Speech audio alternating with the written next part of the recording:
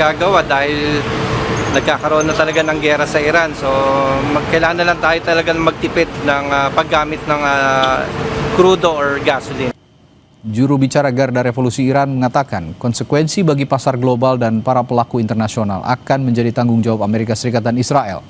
Pasar bereaksi keras setelah Amerika Serikat dan Israel melancarkan serangan terhadap target-target Iran, mendorong harga minyak mentah Brent naik sekitar 10 hingga 13% pada awal eskalasi.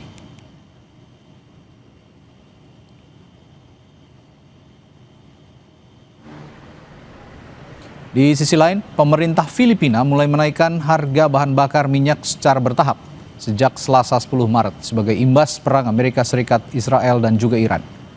Imbas kebijakan baru ini, warga Filipina antre mengisi BBM di sejumlah SPBU Kota Manila pada Senin lalu.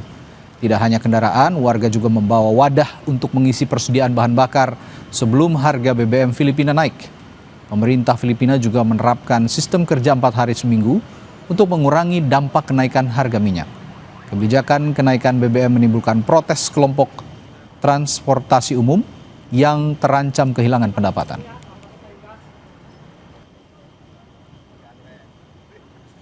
Wala naman tayong magagawa dahil nagkakaroon na talaga ng giyera sa Iran. So kailangan na lang tayo talaga magtipid ng paggamit ng crudo or gasoline.